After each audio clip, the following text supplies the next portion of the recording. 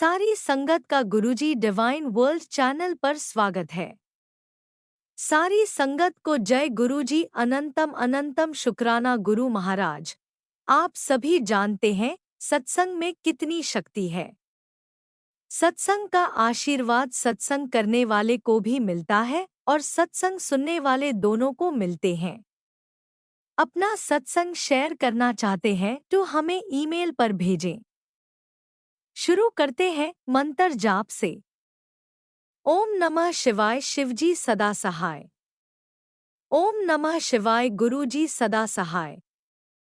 अगर आप चैनल पर पहली बार आए हैं तो चैनल को सब्सक्राइब जरूर करें ताकि सत्संग मिस न हो जाए।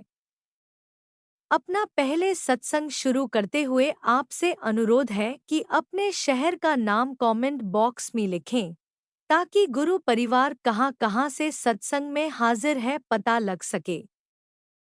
शुरू करते हैं आज के प्यारे से सत्संग से। जय गुरु जी। मेरी प्यारी संगत, सद्गुरु आप सबके ऊपर अपनी कृपा बनाए रखें। गुरु जी महाराज, उन्होंने हम पे बड़ी बड़ी बड़ी कृपा की है इस धरती पे मानव रूप में आकर। हम सब की कितने जन्मों की प्यास थी जो उन्होंने इस रूप में आकर शांत की है। हम सब कितने जन्मों से तरस रहे थे कि ईश्वर आए और हमें अपने साथ अपना साक्षात्कार दे। हम में से कुछ उनको समझ पाए और कुछ हम उनको अब जान रहे हैं। हे गुरु जी, मैं जो कुछ बोलूंगी, जो आप मुझसे बुलवाएंगे, बस अपना आशीर्वाद मेरे साथ रखना कि कोई ऐसा शब्द ना निकले जो गुरु जी आपकी शान में गुस्ताखी हो या आपकी किसी संगत की शान में गुस्ताखी हो। जय गुरु जी। संगत जी, जैसे गुरु जी के हमने हर सत्संग में सुना है, जो गुरु जी के वचन होते थे कि अपनी जर्नी शुरू से सुनाओ, तो मैं भी अपनी जर्नी वहां से शुरू करती हूँ कि इस जन्म में गुरु जी ने जब मुझे कितनी बार अलग अलग तरीके से कॉलिंग दी जो मैं नादान समझ ही नहीं पाई। मैं इंडिया से बाहर रहती हूँ, तो इंडिया जाना मेरा लगभग 2-3 साल में एक बार होता रहा है। मतलब जब तो जैसे मैं एक बार 2019 में गई, वहाँ मुझे मतलब मेरे जीजा जी ने कहा कि आप आए हो तो आपको बड़े मंदिर लेकर चलेंगे, वहाँ पे गुरु जी होते हैं और वहाँ जाना आपके लिए बहुत अच्छा रहेगा। मैंने हाँ जी कर दिया, पर मैं किसी तरह से प्रोग्राम बनने का नहीं देखा कि भी कुछ कोशिश करूं। सेकंड टाइम फिर मैं गई 2021 में, तब फिर मुझे गुरुजी ने एक और मौके पे बुलाया। मेरी कज़न के घर पे प्रोग्राम था, गुरुजी का सत्संग था और उन्होंने इनवाइट करा मेरी कज़न ने। समहाउ मैं वहाँ का प्लान भी नहीं कर पाई और शायद बीच में कोई एक कॉलिंग और भी थी जो मुझे याद नहीं है, क्योंकि मुझे ऐसा ध्यान है कि गुरुजी ने एक बार और मुझे बुलाया, मगर वो इंस्टांस मुझे एग्जैक्टली क्लियर नहीं याद आ रहा। तो उसके बाद जब मैं 2021 में वापस आ गई तो मुझे जैसे सत्संग, मेरी कज़न है मेरे हस्बैंड की, वो मुझे काफ़ी सारे सत्संग भेजती थी। तो अचानक से एक दिन 2022 दिसंबर में शायद वो गुरुजी की कॉलिंग थी कि सत्संग सुन, तभी शायद तुझे समझ में आएगा कि मैं तुझे क्यों बुला रहा हूँ। और मैंने जो सत्संग इतने महीनों से मेरे पास आ रहे थे, कभी नहीं खोले थे, उस दिन खोल के सुने। और मेरा सबसे पहला सत्संग जो मैंने सुना था, उसको सुन के तो मतलब मुझसे रुका ही नहीं गया कि मेरे को लगा कि मैंने क्या मिस कर दिया और क्यों मिस कर दिया। मैंने सबसे पहला सत्संग सुना था वो 7 हार्ट फेलियर वाला, जो काफी ज्यादा लोगों मतलब उस चैनल्स पे है वो। तो गुरुजी महाराज ने मुझे अपनी बताया कि भी तुझे भगवान ने एक मौका दिया था अपने आप से बुलाकर, शायद मुझ मूड बुद्धि को वो समझ ही नहीं आया, शायद क्या पक्का समझ में नहीं आया। और उस सत्संग को सुनकर तो फिर जो मुझे समझ में आया कि और मेरे लिए ये यकीन करवाना इस बात में और ज़्यादा मुश्किल था कि गुरुजी चोले में नहीं है। तो मतलब गुरुजी की ताकत, उनका आशीर्वाद समझ पाना, मतलब एक्सेप्ट करना बहुत मुश्किल था। मगर वही गुरु होते हैं, और वो गुरु मानव रूप में है इसलिए गुरु हैं, अदरवाइज वो ईश्वर है। तो मतलब मेरी थोड़ी सी शुरू से धारणा ये रही है, मुझे काफ़ी मतलब मेरे पेरेंट्स इनकरेज करते रहे थे हमेशा कि बेटा गुरु धारण करो, गुरु धारण करो। और मुझे होता था कि किसी इंसान के आगे आप उसकी आरती कैसे उतार सकते हो जब ईश्वर बैठे हैं। ठीक है, गुरु आपको उनसे जोड़ेंगे, मगर उनकी आरती करना मुझे समझ में नहीं आती थी ये चीज़। शायद ज़्यादा ही लॉजिकल माइंड है, तो इसलिए कभी गुरु धारण मैंने करने का सोचा ही नहीं। मगर मैं ईश्वर में पूरा विश्वास रखती थी, चाहे वो मेरी शादी से रिलेटेड हो कि हाँ, मुझे अगर भगवान जी को मेरे लिए जो ठीक लगेगा मेरी उसी से शादी होगी। कहीं जाना हो, कुछ खरीदना हो, कोई ऐसा बड़ा डिसीजन जो मैं नहीं ले पा रही हूँ, मैंने हमेशा से भगवान जी पे छोड़ा कि भगवान जी को जो मेरे लिए ठीक लगेगा वही वो करेंगे। चाहे बच्चों से रिलेटेड कभी मैं परेशान हो जाती थी या हूँ अभी भी, तो यही बोलती हूँ कि जो भगवान जी को ठीक लगेगा वही करेंगे। हमारे हाथ में जितना है हम कर सकते हैं, हम करेंगे, मगर जो करने वाले हैं वो भगवान जी हैं। बस अब वो भगवान जी का नाम बदल के गुरु जी हो गया है, क्योंकि एक आपको कनेक्ट करने के लिए जैसे होता ना कि आप भगवान जी में बहुत सारे भगवान जी पे चले जाते हो, कि वैभव लक्ष्मी का व्रत हो गया, शिव भोले शंकर हो गए, तो मेरे लिए ये दोनों ही हमेशा से रहे हैं। मगर अब जैसे कहते हैं कि एक जोत है सारे वैसे तो, लेकिन अब मेरे लिए एक गुरुजी ही जो है मतलब सब कुछ है। अब जिसे कहते हैं ना कि मेरी जन्मों की जो प्यास थी वो यहाँ पे आके शांत हो गई है, कि हाँ मुझे अब, जब मैंने गुरुजी के बारे में सत्संग सुना, उनके फिर मैंने और बहुत सारे सत्संग सुने, और मुझे इतने मेरे जैसे कुछ आपस में अपने आप में सवाल होते थे गुरुजी को लेकर, उनके लिए कैसे मतलब किस तरह से उनकी पूजा करनी है, उनके लिए कैसे बैठना करना है। और मैं एक्चुअली शुरू से ही ज़्यादा मतलब मुझे लगता है कि ईश्वर को हमेशा प्यार और भोलेपन से ही पाया जा सकता है। उनके लिए कभी भी आपको कुछ अलग करने की ज़रूरत नहीं है। मतलब कर्म कांड में तो मैंने कभी भी विश्वास नहीं करा। मुझे मन में हमेशा सिमरन, लोगों का भला करना, भला इन द सेंस जो ईश्वर सेवा दें उसको दिल और प्यार से करना। आपकी कोई मदद करने मांगने आता है तो उसको उसी प्यार से मदद देना कि उसको अपने अंदर कभी ये महसूस ना हो कि वो हमसे मदद ले रहा है। तो वही ईश्वर की सेवा है। तो ईश्वर से हमें, तो मुझे लगता था कि अगर मुझे ईश्वर की पूजा पाठ करनी है, कर्म कांड करने हैं, तो उन कर्म कांड की बजाय मैं ये कर्म करूं कि किसी को भी अपने अंदर छोटा ना महसूस हो अगर वो मुझसे कोई हेल्प मांग रहा है। तो इस तरह से मुझे लगता था कि मैं ये कर्म कांड करते हुए ईश्वर की सेवा करूं। तो मैंने कभी दिया जोत घर में कभी नहीं जलाई थी, बहुत रेयर, या यूं कह लो दिवाली की दिवाली, जो कि बहुत बुरी बात है। फिर बीच में माता रानी ने, वैभव लक्ष्मी माता ने थोड़े से व्रत भी करवाए जो कि मैंने किए।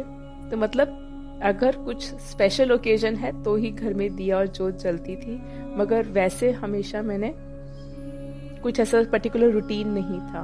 मगर गुरुजी महाराज ने इतनी कृपा करी कि सब कुछ सिखाया उनको। जैसे कहते हैं कि कनेक्ट करने के लिए आपको किसी रूप में आप उनको सोचो, जो मैंने सत्संग के माध्यम से ही सीखा था। तो गुरुजी ने अपने सत्संग के माध्यम से मुझे बहुत कुछ सिखाया, बहुत कुछ सिखाया।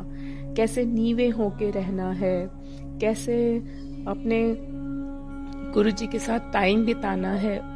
टाइम बिताना है तो एक जोत जगाने का माध्यम होता है जिससे गुरुजी ब्लेसिंग्स देते भी हैं, शो भी करते हैं कि हाँ वो अपनी प्रेजेंस फील करवाते हैं जब हम वो जोत जगाते हैं। तो जब जोत बहुत लंबी हो जाती थी, तो अक्सर जोत बहुत लंबी जलती थी, मुझे उसका रीज़न समझ में नहीं आता था। पर जब थोड़ा बहुत समझ में आने लगा कहीं जगह पे देखा सुना।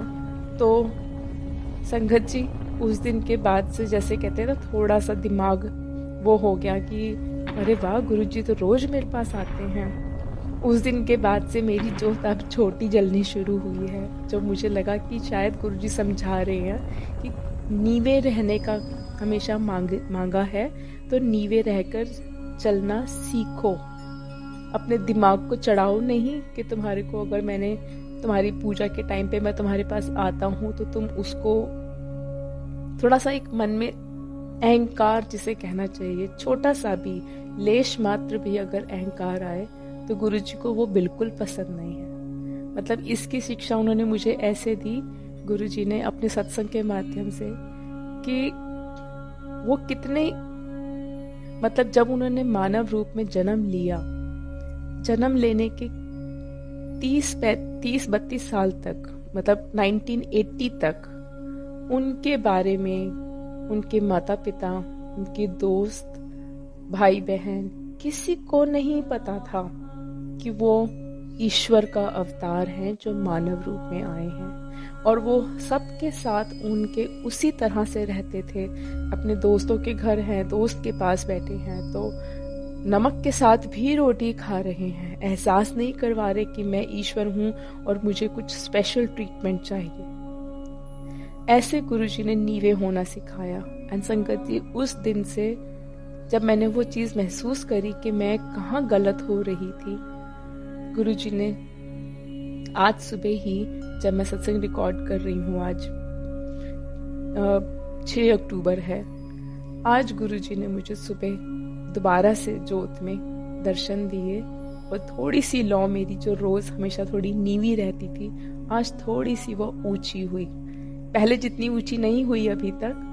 तो गुरुजी ने सिखा दिया कि अहंकार ना करो, गुरुजी के साथ जुड़ना है तो प्रेम, प्यार और भोलेपन के साथ जुड़ो, और हमेशा हमेशा हर बात के लिए उनको सिर्फ और सिर्फ शुक्राना करो। गुरुजी ने जब मुझे बहुत सारे सत्संग सुनाए अपने, उसके बाद मैंने फिर गुरुजी से एक अरदास करी 2022 दिसंबर से लेकर 2023 फरवरी तक।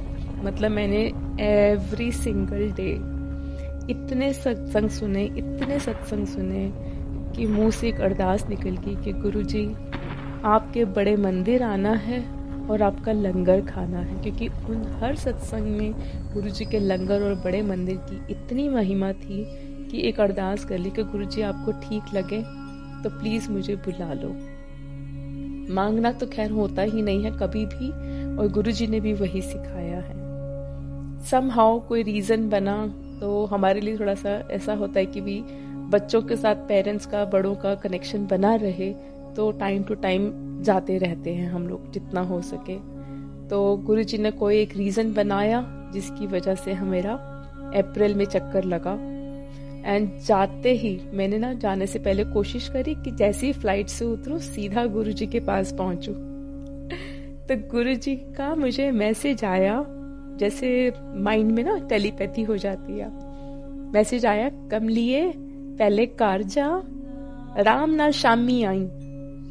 तो मुझे लगा मैं शायद खुद से ही बातें कर रही हूँ, गुरुजी ऐसे वर्ड थोड़ी बोलते कमलिए वगैरह। मुझे तब तक इतना नहीं पता था कि वो मतलब कौन सी लैंग्वेज में ज्यादा बात करते थे।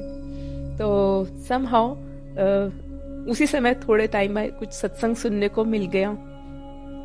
सत्संग भी मुझे उसमें मिला सुनने को कि गुरुजी ने ये वर्ड यूज किया। मैंने कहा अच्छा, मतलब ये टेलीपैथी ही थी जो गुरुजी ने मैसेज दिया। अच्छा संगत जी, ये जाने की जो जर्नी थी वो भी बड़ी इंटरेस्टिंग थी मेरी, कि मैंने इंडिया जाना था और हमने टिकट बहुत लास्ट मिनट पे बुक करवाई थी। मतलब ईस्टर हॉलीडेज होते हैं तो हमने मार्च में टिकट बुक कराई और अप्रैल में छुट्टियां होती थी, तो लगभग 1 महीना पहले, जिस समय की टिकट 1200-1250 पाउंड के करीब होती है। तो हमारे लिए लगा कि इतनी महंगी टिकट लेके कैसे जाएं। तो मैंने गुरुजी को रिक्वेस्ट करी। मैं आपको प्राइस इसलिए बता रही हूँ क्योंकि इसमें गुरुजी ने जो चमत्कार दिखाया, मैंने गुरुजी को रिक्वेस्ट करी। मैं कहा गुरुजी, आपने सच में बुलाया है या मैं सोच रही हूँ, क्योंकि अभी भी जैसे कहते हैं ना, गुरुजी की कॉलिंग थी और कनेक्शन बनना शुरू हुआ था। अभी तो मैं बड़े मंदिर भी नहीं पहुंची, गुरु जी का स्वरूप कुछ भी मेरे पास नहीं था, मगर जैसे कहते गुरु जी ने अपने आप से जोड़ना शुरू किया था, तो उनसे बातें वगैरह मैं इतनी करती थी बिना स्वरूप के ही, तो कभी कभी खुद पे ही डाउट होता था कि अपनी तरफ से बातें तो नहीं बना रही हैं। तो मैंने पूछा, मैं कहा गुरु जी अगर आपने सच में बुलाया है ना तो प्लीज़ थोड़ी तो टिकट सस्ती दिलवा दो। माना कि मैं बहुत लेट बुक करवा रही हूँ, मगर प्लीज़ कोई ऐसी टिकट थोड़ी सी इतनी कि पॉकेट में आ जाए। गुरु संगत जी आप मानो, मुझे गुरु जी ने जिस टाइम पे 1200 से टिकट 1150 से तक मिल रही थी, उससे कम नहीं मिल रही थी, मुझे गुरु जी ने उस समय 870 के करीब या 860 ऐसी कुछ टिकट दिलवाई। मतलब 400 पाउंड का difference, it's a big deal. मतलब इतने में हम एक टिकट अगर ऑफ पीक टाइम पे ले तो मिल जाती है। तो जैसे ही वो टिकट मिली तो, और वो ऐसी एयरलाइन, हमने ऐसी एजेंसी से बुक करी जिसको हमने कभी कॉल नहीं किया। कहाँ से वो नंबर मेरे सामने पॉपअप हुआ, मैंने उसको कॉल किया, उसने मुझे वो टिकट बताई, और बात करते करते जो डेट्स मैं उसको बोल रही थी वो डेट भी उसने मुझे दे दी, क्योंकि बाकी जगह पे मैं कॉल कर रही थी तो मुझे डेट्स भी वो नहीं मिल रही थी। जो प्राइस मैं उसको चाह रही थी वही प्राइस भी, मतलब जैसे हर जगह पे मिनिमम से मिनिमम भी मुझे 900 950 की मिल रही थी टिकट, और वो भी डेट्स मेरी वाली नहीं मिल रही थी, मुझे छुट्टियां लेनी पड़ रही थी, जिसमें काम का भी खर्चा था मेरे और मेरी बच्ची के स्कूल का भी। तो मगर मैंने जब वहाँ जैसे गुरु जी को अरदास की, गुरु जी आपने सच में बुलाया है मुझे, तो मुझे फिर टिकट भी ढंग से दिलवा दो। मुझे नहीं पता कि मैं क्या कहूँ क्या ना कहूँ, आना है तो आपको देखना है कि मुझे बुलाना है कि तो कैसे बुलाना है। संगत जी डेट्स भी मेरी कही हुई, प्राइस भी मेरे पॉकेट के हिसाब से, एंड आने जाने की जो डेट्स मैं एग्जैक्टली चाहती थी कि ना नुकसान हो बच्ची के स्कूल का ना मेरा, वो भी नहीं हुआ, क्योंकि मेरा पर डे का वो रहता है, जो भी सैलरी होती है, तो एक एक दिन का बड़ा नुकसान होता है। तो गुरु जी ने सच में बुलाया था मुझे ये बताने के लिए कि मैंने तेरे को बुलाया है। उन्होंने हर चीज़, मतलब जब मैं बात कर रही थी एजेंट से, उसने मुझे बोला अभी के अभी 1 मिनट पहले मेरे पास 2 कैंसिलेशन आई हैं और उसी डेट की आई हैं जो आप मांग रहे हो। सतगुरु मेरे, जय गुरु जी, जय गुरु जी। मैं इतनी ज़्यादा मतलब फुल ही नहीं समा रही थी कि मैं किसको बताऊं, क्योंकि गुरु जी कहते थे कि जब तक सत्संग पूरा ना हो जाए तब तक किसी को बोलते नहीं हैं। बड़ी मुश्किल हुई मुझे उस समय ये बात संभालने की, और जब पर फिर भी थोड़ा थोड़ा तो मैं सबको बोल ही रही थी हल्का हल्का कि नहीं गुरु जी ने दिलवाई है टिकट, क्योंकि ये जो है ना मुझे इतने की मिल नहीं रही थी, क्योंकि टिकट हमने खरीद ली थी। बाकी ये पूरी जर्नी ही गुरु जी ने प्लान की थी, ये तो मैं कह ही नहीं सकती थी किसी को, क्योंकि अभी तक मैंने गुरु जी के बारे में किसी से ज़्यादा सबको पता था कि भाई ये अभी ज़्यादा किसी कुछ कर्म कांड में रहती नहीं है, कुछ पूजा पाठ भी ज़्यादा नहीं करती है। तो थोड़ा सा लोगों को यकीन दिलवाने में कि हाँ मुझे गुरुजी सच में मिल गए हैं, ईश्वर ने थोड़ी सी कृपा करी है मुझे कि अपनी शरण में बुलाया है। तो इस तरह से भी मेरा इंडिया का प्लान बना, और पहुंचते ही सेम डे इंडिया पहुंच के सुबह मेरी 5:20 में इंडिया पहुंची, और उसी दिन शाम को 7 बजे मैं बड़े मंदिर पहुंची। संगत जी मैं ऐसे आंखें फाड़ फाड़ के मंदिर को देख रही थी कि गुरुजी आप यहाँ रहते हो, गुरुजी ये कैसी जगह है और कैसा लग रहा है। मतलब एक एक चीज जो मैंने सत्संग में सुनी हुई थी ना, वो सब मैं देख रही थी कि कितना डिसिप्लिन्ड है, कितना अच्छे से मतलब हर चीज है। अच्छा हाँ संगत जी, मैंने ना जाने से पहले गुरुजी को अरदास की थी कि गुरुजी मुझे कोई सेवा बख्श देना प्लीज बड़े मंदिर में। तो मैंने अपने भाई से भी बोला था कि प्लीज अगर पता करना बड़े मंदिर जाते हो, जैसे वो जाता है जब जब गुरुजी उसको बुलाते हैं, तो वहाँ मैंने कहा पता करना अगर बड़े मंदिर में मतलब टॉयलेट्स वगैरह धोने की सेवा मिल जाए तो उसने बोला नहीं वहाँ पर बहुत बड़ी बुकिंग होती है। उसने पता किया था, फिर बताया कि बहुत बड़ी बुकिंग होती है, तो ऐसा नंबर नहीं आता है। मैंने कहा ठीक है जैसे गुरुजी की इच्छा। बस बड़े मंदिर जाके जब टॉयलेट में ऐसे मतलब गए हाथ वगैरह धोने के लिए, तो वहाँ पे एक लेडी को सफाई करते हुए देखा, तो मैंने कहा हाय गुरुजी, इन्ने माड़े कर्म ने साडे कि आपने एक सेवा भी नहीं बख्शी हमारे को। चलो गुरुजी, जैसी आपकी इच्छा। अभी तो मेरी जर्नी शुरू हुई है, तो अभी तो आप मुझे परीक्षा लोगे, तभी अपनी सेवा के काबिल समझोगे। कोई बात नहीं गुरुजी, जैसे आपकी इच्छा। ऐसे करके बड़े मंदिर में मैं गई और अपना वही मतलब दरबार में पहुंची। तो संगत जी, मैंने सत्संग में बहुत सुना हुआ था कि लोग वहाँ जाकर मतलब कैसे उनकी आंखों से पानी निकल आता है, मतलब जिसे हम आंसू भी कहते हैं, मगर वो शायद खुशी के आंसू होते थे कि ईश्वर के पास इतने करीब से उनको मिलने और देखने का मौका मिला है। एंड गुरुजी ने जब बुलाया मुझे, तो मैं उस सत्संग को बयान नहीं कर सकती। वो भी एक अपने आप में इतना बड़ा सत्संग है मेरी लाइफ का कि जब मैं दरबार में घुसी, अंदर गई और वहां जाकर कैसे मेरे एकदम से आंसू निकले, और बस वो सत्संग में आंसू निकले। मैं गुरुजी को निहारती रही, सारे स्वरूपों को निहारती रही और मैं इतना जैसे दिल भर के रोई, जैसे कि मुझे पता नहीं क्या मिल गया है, कितने जन्मों की प्यास। इसीलिए जो मैंने शुरू में कहा था कि गुरुजी ने ना जैसे बहुत जन्मों की प्यास बुझा दी मेरी, जब अपने बड़े मंदिर बुलाया। मैं इतना रोई और मैंने माथा भी टेका 2 बार। और जब मैंने माथा टेका तो मुझे एक सेवादार मना करने लगे झुकने के लिए, शायद वहाँ अलाउड नहीं था क्योंकि मैं पहली बार गई थी। तो हमेशा जब भी मिलते हैं, मंदिर जाते हैं, तो हम लोग माथा टेकते ही हैं, तो वही मैंने फॉलो किया। मगर वो सेवादार मना कर रहे थे, उन्हीं सेवादार को किसी और सेवादार ने मना किया कि इसको मना मत करो। और संगत जी, मुझे वहाँ पर गिन कर 8 से 10 मिनट बैठने का मौका मिला और मैं इतनी निहाल, मुझे जब मैं वहाँ से बाहर आई तब मुझे मेरी पूरी फैमिली भी मेरे साथ गई थी। तो उन सब ने बताया कि हम आज तक कोविड टाइम के बाद से आज तक कभी भी 2 या 1 मिनट से ज़्यादा नहीं रुके हैं। ये 2022 अप्रैल की बात है। तो कहते 2 मिनट से ज़्यादा हम कभी नहीं रुके, या 8 से 10 मिनट हम पहली बार रुके हैं अब जब तेरे साथ आए हैं।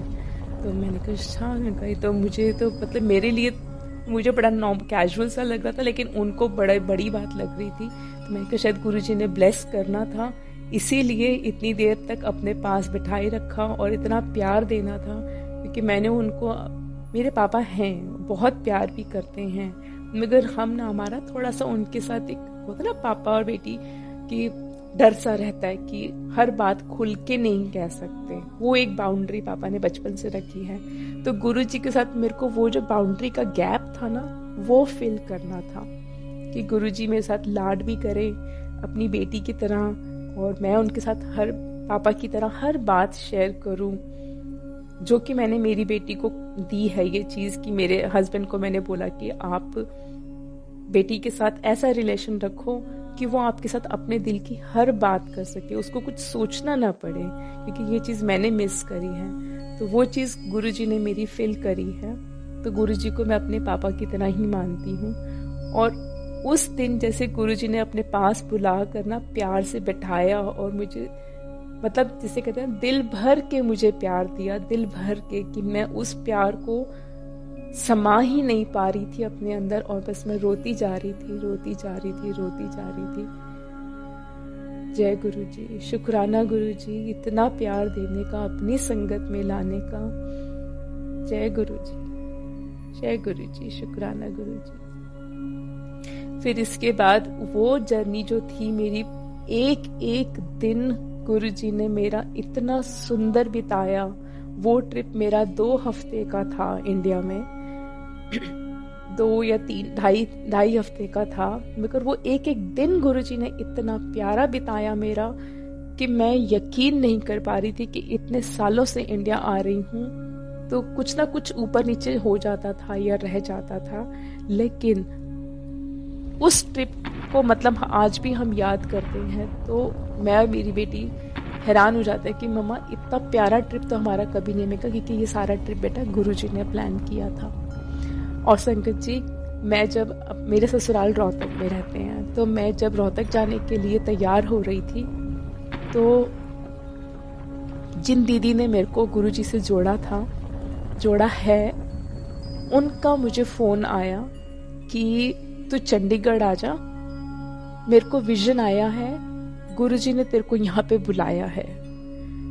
जहाँ वो बिशप सेंटर करके जगह, जहाँ पे मतलब उनका होता है प्रोग्राम, रेड बिशप में, वहाँ पे मुझे बुलाया है ब्लेस करने के लिए। तो अब अगेन, क्योंकि मेरी जर्नी अभी शुरू ही हुई थी गुरुजी से, तो मुझे समझ में नहीं आ रहा था, पर मुझे यकीन था कि नहीं, जब गुरुजी ने मेरे साथ इतना बड़ा मतलब कि टिकट का, फ्लाइट का जो पॉसिबल नहीं हो पा रहा था, जब वो गुरुजी ने ब्लेस किया है, तो इसका मतलब जो दीदी को विजन आया है तो वो ठीक ही होगा। मैंने बहुत सारी प्लानिंग करके, सब जगह इन्फॉर्म करके, काफ़ी कुछ था जो अरेंजमेंट था, मैंने कैब वगैरह थी, सब कुछ था, सब कुछ मैंने वहीं पर रोक दिया। मैंने कहा ये गुरुजी की कॉल है। मैंने वहीं पे हाथ जोड़े, गुरुजी को हाथ जोड़े, गुरुजी अगर आपने मुझे वहाँ बुलाया है तो गुरुजी फिर ये जो प्रोग्राम कैंसिल करना है, कि बीच में 6-7 लोगों को मना करना था, जो अरेंजमेंट्स किए थे जाने के, गुरुजी वहाँ सब भी कोई नाराज ना हो, किसी का दिल ना दुखे। प्लीज़ गुरुजी, ये अरदास है, इसको स्वीकार करना, और मुझे आपके पास जब आपने बुलाया है मैं तभी पहुँचूँ। संगत जी, इसके बाद मैंने फ़ोन घुमाने शुरू करे, सबको बताना, जहाँ जहाँ पे इन्फॉर्म करना था वो शुरू किया, क्योंकि मुझे चंडीगढ़ भी जाना था, जहाँ मेरे हस्बैंड की मासियाँ रहती हैं, तो वो सब वेट कर रहे थे, और मैं 18 साल बाद पहली बार जा रही थी उनके घर। तो मुझे लग रहा था कि मैं उनको कैसे मना करूं कि मैं आज नहीं आ रही, मैं 3-4 दिन बाद आ रही हूँ, क्योंकि वो 18 साल से मुझे बुला रहे हैं जब से, और मैं तब से उनको हर बार कहती थी कि मैं अगली बार आऊंगी, अगली बार आऊंगी, अगली बार आऊंगी। जब बाहर से जाओ तो थोड़ा टाइम लिमिटेड होता है, तो देखना पड़ता है कि कब कहाँ कैसे जाया जाए। और मैंने उनको फ़ोन किया और उन्होंने बड़े ही प्यार से कहा, कोई बात नहीं बेटा, आपका घर है, जब मर्जी आओ आप, कोई बात नहीं। तो बस उन्होंने कोई सवाल नहीं किया कि क्यों नहीं आ रही, कुछ भी। मतलब गुरुजी ने इतने प्यार से, जैसे कहते हैं ना, बेटी की प्रॉब्लम को ढांक लिया कि ससुराल में आके कुछ परेशानी ना हो, किसी को जवाब ना देना पड़े, ना किसी का दिल दुखे, क्योंकि ससुराल का मामला था। इसलिए मैंने गुरुजी को अरदास करी कि गुरुजी आप मेरे साथ रहना, और प्लीज़ किसी का दिल ना दुखे, ना कोई नाराज़ होए। एंड गुरुजी ने बड़े प्यार से सब कुछ अच्छे से कर दिया। एंड उसके बाद फिर मैं अपने ससुराल गई रोहतक, और फिर जब गुरुजी ने चंडीगढ़ बुलाया था तब मैं चंडीगढ़ गई। एंड चंडीगढ़ जाकर गुरुजी ने जो मुझे इतना प्यारा संगत का जो एक्सपीरियंस दिया, मतलब मेरे लिए वो मेरा पहला सत्संग था जो मैंने अटेंड करा था वहाँ पे, इतनी बड़ी संगत वाला। मैंने सुना था वहाँ पे उस दिन 8000 संगत आई थी। एंड वो सत्संग मेरे लिए गुरुजी ने इतना यादगार बनाया कि मैं आपको बता नहीं सकती। शब्दों में बयां करना मेरे लिए मुश्किल है, पर मैं पूरी कोशिश करती हूँ उसके लिए। हम लोग सत्संग पे थोड़ा जैसे 6 बजे जाने का था, लेकिन हम लोग 7 बजे पहुंचे। ठीक है, आई थिंक उसके लिए भी मुझे लगता है कि गुरुजी की प्लानिंग थी, इसीलिए क्योंकि मेरी बेटी की तबीयत, हम लोग काफ़ी दिनों से लगातार घूम रहे थे, तो थोड़ी तबीयत उसकी ठीक नहीं थी। तो मैंने कहा कोई नहीं, वो रेस्ट कर ले, सो ले, हम थोड़ा देर से चले जाएंगे। तो वो भी शायद गुरुजी की प्लानिंग, शायद क्या पक्का गुरुजी की प्लानिंग थी कि उन्होंने हमें उस टाइम पे कैसे बुलाया। जब हम वहाँ पर पहुँचे तो वहाँ पर जैसे होता ना, आप चाय प्रसाद लेते हो, सब अपना हलवा प्रसाद, पकोड़ा प्रसाद, ये सब खा के फिर आप हॉल के अंदर जाते हो तो आपको जल प्रसाद देते हैं। तो वो जल प्रसाद लेकर हम लोग ऊपर जाकर थोड़ा सा, मतलब ऐसे जैसे ना कि लास्ट में जो लोग आते थे उनको फिर वो ऊपर बैठा रहे थे कि बीच में संगत डिस्टर्ब ना हो, तो हम लोग ऊपर चले गए थे। मैं, मेरी बेटी और मेरी सिस्टर इन लॉ, हम सब ऊपर बैठे हुए थे। तो गर्मी बहुत थी अप्रैल में, तो हमें बहुत गर्मी लगती, हमने वो जल प्रसाद पी लिया। उसके बाद मेरी बेटी कहती मम्मा मुझे वॉशरूम जाना है, तो मैं उसको वॉशरूम लेकर गई। वहाँ पर फिर वापस हम घूम के दूसरी जगह से आए तो हमें फिर जल प्रसाद मिल गया। हमने फिर एक एक जल प्रसाद की बोतल ले ली और हमें एक जल प्रसाद कोई ऊपर सेवादार भी देने के लिए आ गया, तो मेरे पास 2 बोतल हो गई। मैंने अचानक से मुझे बहुत तेज गर्मी लगी और मैंने वो दोनों बोतल पी ली पानी जल प्रसाद की। एंड उसके बाद मैं फिर सेकंड टाइम फिर मैं वॉशरूम गई। मैं आपको ये वॉशरूम का सिलसिला इसलिए बता रही हूँ क्योंकि इस वॉशरूम में जब मैं सेकंड टाइम गई, एकदम से मुझे क्लिक हुआ कि वॉशरूम बहुत गीला है और यहाँ कोई साफ सफाई करने के लिए दिख नहीं रहे। और मैंने सोचा, मैंने कहा गुरुजी, मैंने आपसे सेवा मांगी थी टॉयलेट साफ करने की, क्या आप मुझे वही बताना चाह रहे हो? तो मैंने फिर जाकर जो एक सेवादार आंटी थी जो गेट के पास खड़ी थी उनसे पूछा, आंटी मुझे टॉयलेट्स अगर साफ करने हैं तो कोई किसी की ड्यूटी है या मैं कर सकती हूँ? संगत जी, आप यकीन नहीं मानोगे, मेरे साथ इतना प्यारा मुझे गुरुजी ने ये तोहफा दिया कि जो मेरी इतनी मतलब जो मायूसी वाली अरदास थी कि भी गुरुजी इन्ने माड़े करम ने कि सानू एक छोटी जी सेवा भी नहीं देती, गुरुजी ने वो मेरी मायूसी दूर करने के लिए मुझे चंडीगढ़ बुलाया था। गुरुजी ने, वो सेवादार आंटी बोले, बेटा यहाँ पे जो आती है हेल्पर आज के दिन बैंक्वेट में, वो छुट्टी पर अचानक से चली गई है। तो मैंने कहा आंटी अगर ठीक रहे तो मैं कर दूं? उन्होंने कहा हाँ बेटा कर दो, काफी ज्यादा मतलब वहां पर है मतलब गीला है। मैंने कहा हाँ मैंने देखा है। तो संगत जी, गुरुजी ने वो सेवा बख्शनी थी। मैं इतनी खुश कि मेरे गुरु पा ने मुझे कितना प्यार दिया और कितने मेरी छोटी से छोटी बात को भी सुना और मुझे स्वीकार किया। एंड गुरुजी ने फिर मुझे वहां पे वो सेवा बख्शी। मैं इतनी निहाल धन्यवाद, शुक्राना मेरे गुरुजी, शुक्राना मेरे गुरुजी महाराज। कौन से मेरे कर्म होंगे जो आपने काटने होंगे, जिसके लिए आपने सोचा कि इसकी सेवा मैं दे दूं इसको जो ये मांग रही है। थैंक यू गुरुजी, शुक्राना गुरुजी, अनंतम अनंतम शुक्राना इतना प्यार बरसाने का अपने बच्चे पर। एंड गुरुजी, मैंने कहीं पे संगत जी एक चीज ये सुनी हुई है कि जब इस तरह से आप कोई सेवा करते हो, जो मुझे बहुत बाद में पता चली थी, इसलिए मैं आप लोगों के साथ शेयर कर रही हूँ कि कोई आपको ऐसी सेवा मिले या कुछ इस तरह, मतलब ये एक तरह की गुरुजी की ब्लेसिंग्स हैं। इसको ज्यादा शेयर नहीं करना चाहिए था मुझे, इन द सेंस मतलब मैं इतनी ज्यादा ओवरवेल्म हो गई थी इस बात को महसूस करके कि गुरुजी ने मेरी बात सुन ली, गुरुजी ने मुझे सेवा दे दी। संगत जी, मैंने सबको जाकर बताई कि मुझे गुरुजी ने सेवा दी, गुरुजी ने सेवा दी, मगर ये मुझे बतानी नहीं चाहिए थी। इसको नीवे होकर चुपचाप बस एक्सेप्ट करके बस ये बात वहीं रुक जानी चाहिए थी। मगर नादान हूँ, गुरुजी की बच्ची हूँ, तो गुरुजी ने उस समय तो मतलब मुझे महसूस हुआ कि गुरुजी इस बात से खुश नहीं है कि सेवा दी है, तो मतलब उनको लग रहा था कि कहीं ये अहंकार में ना चली जाए। और सच में शायद वो छोटा सा अहंकार ना एक मन में आ रहा था कि गुरुजी ने मतलब वो एक्सेप्टेंस वाला, कि गुरुजी ने मुझे एक्सेप्ट कर लिया अपनी संगत में, तो वो एक हम गुरुजी वाले हो गए वाली छोटी सी फीलिंग आ गई थी। तो लगा कि वो चीज थोड़ी देर से समझ में आ गई। तो अब जब गुरुजी कोई सेवा देते हैं तो जैसे कहते हैं ना, गुरुजी की सेवा भी गुप्त रूप से करो, ये कहूंगी मैं इस शब्दों को इस तरह से कि सेवा कोई मिलती है तो उसको गुप्त रूप से करो, उसके लिए इतना ज्यादा शोर नहीं मचाओ कि हाँ मुझे ये सेवा मिली है, सेवा मिली है, सेवा मिली है।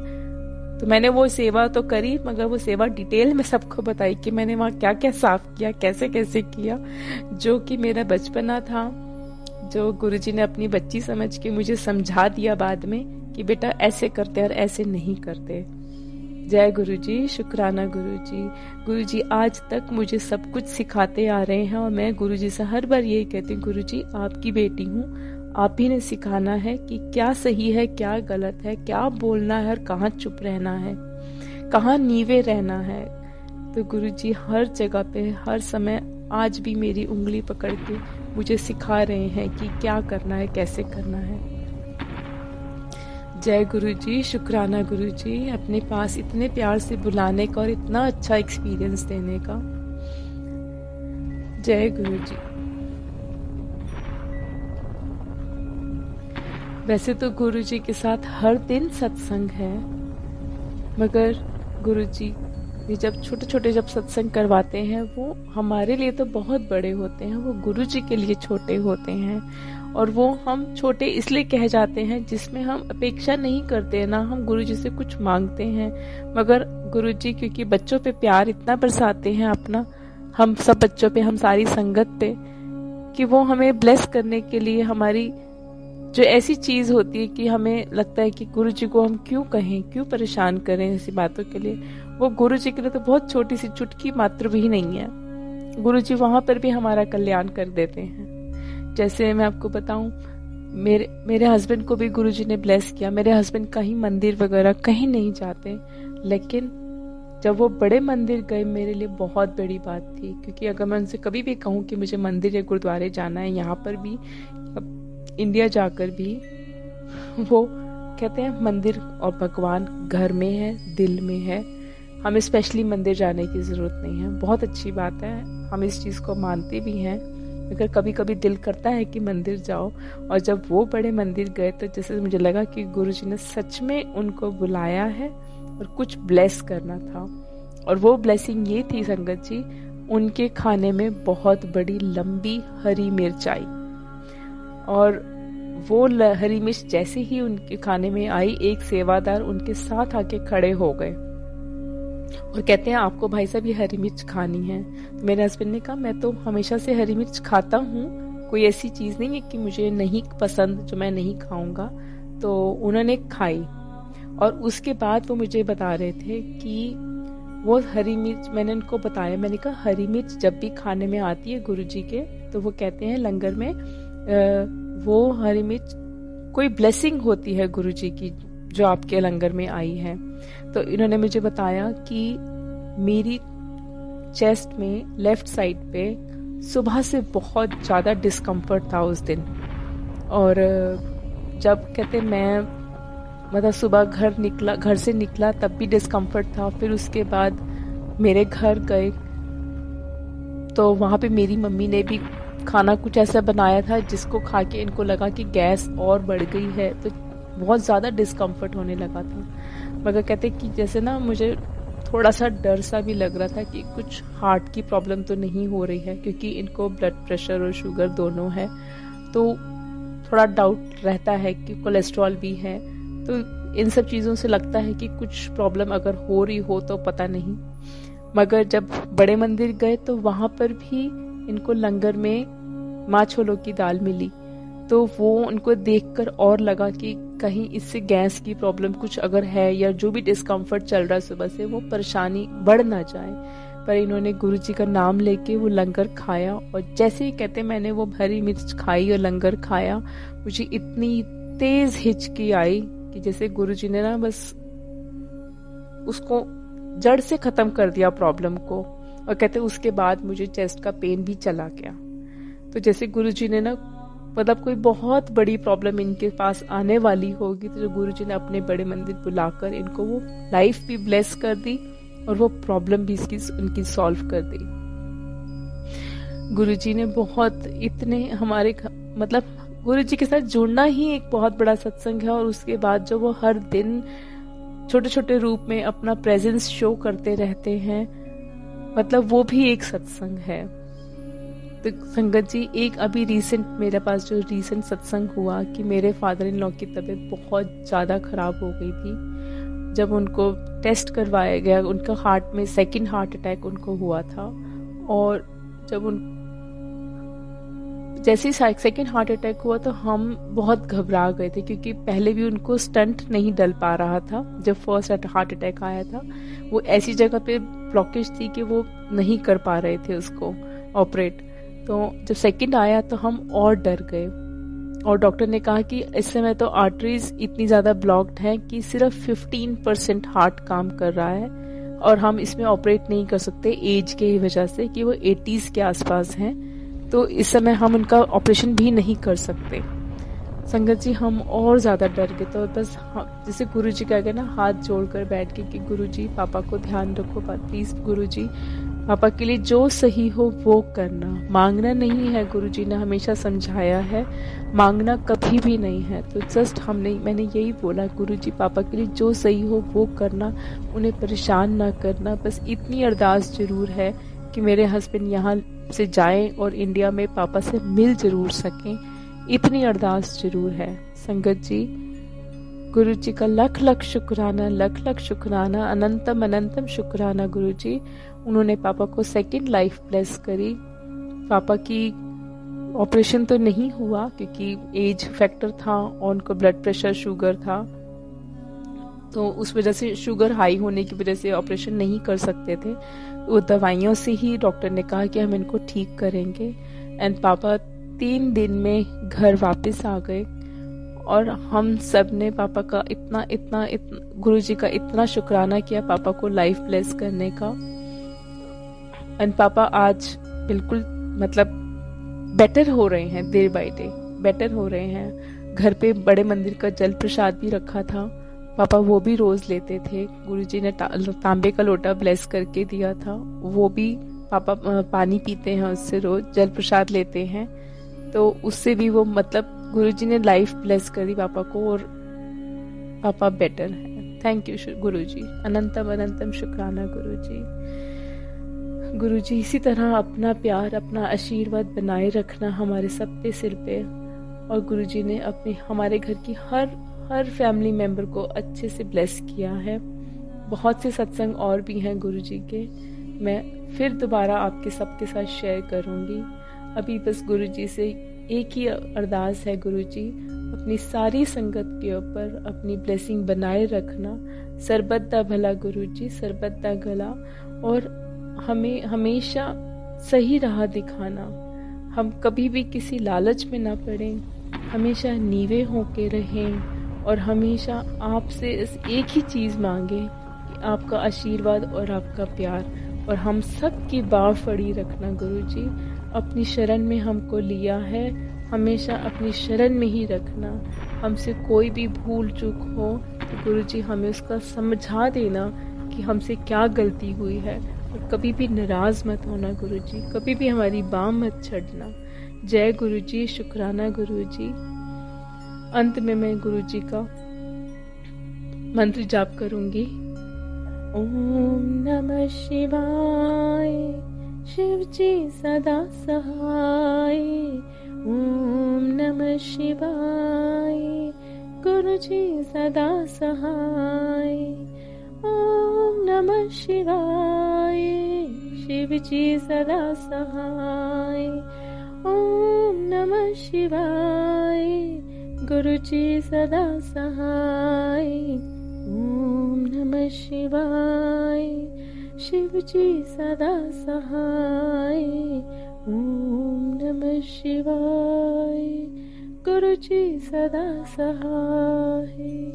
जय गुरु जी, अनंतम शुक्राना गुरु जी ये मौका देने का कि मैं आपका सत्संग सबके साथ शेयर कर सकूं। जय गुरु जी।